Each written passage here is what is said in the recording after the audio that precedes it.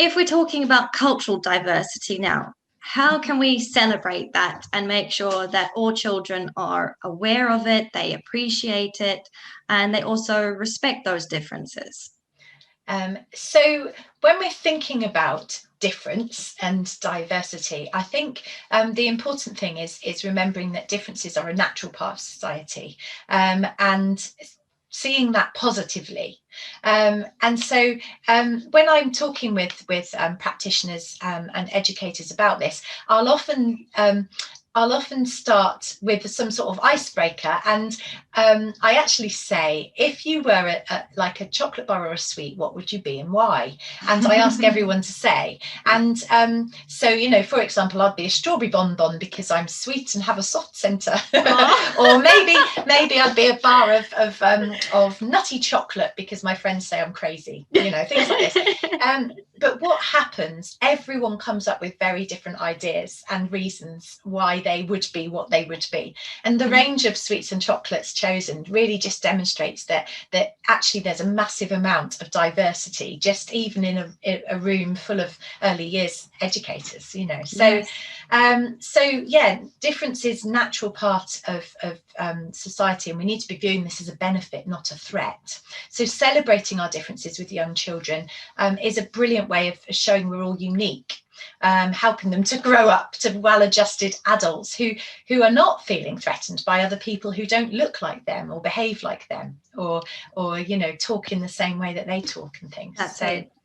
So ways that we can do that practically in the setting. So that would include things like displaying photos of our children and their families in the settings, sharing books and pictures about other children who are like them, but also including children from other cultures as well around the world, perhaps, fiction and non-fiction books as well, thinking about how we're representing different races and all the other sorts that we were talking about earlier on, so disability, types of family, all of those sorts of things. So making sure any books and resources we have are free from any stereotypical images.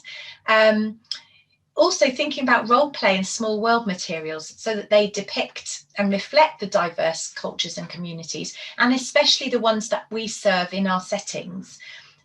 Music is a great way of bringing in different cultures as well, so we can encourage children to move to the music in imaginative ways and bring in instruments from different cultures and countries, and we can make sure that that photographs that we might have of different parts of the world that are perhaps often misrepresented or stereotyped are actually challenging that, so that we're a little bit more accurate perhaps in our use of photos and posters and things like that.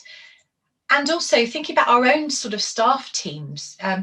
The more diverse our own staff team is, the better, because actually if we've got practitioners who have some of the same identity features, are perhaps from the same cultures as our children, then that's going to be really helpful as well. Do they speak the same languages as the children? Right. I think that's a good sort of place to start as well.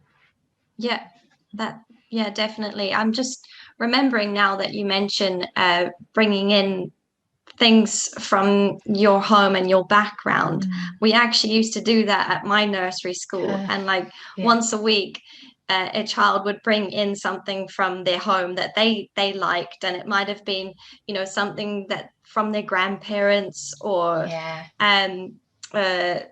I remember I had these little toy monkeys that my dad's grandmother used to own, and they were always just popped up on our little dresser, and I thought, oh yeah, I'll bring those in. But then you have to tell all the other kids about it, and you got to see some really cool different things from lots of different backgrounds, and it becomes more fun and exciting to explore them that way. Absolutely. And your children and families are already are a great resource for you. So, use your children and families in that sense, in a positive way.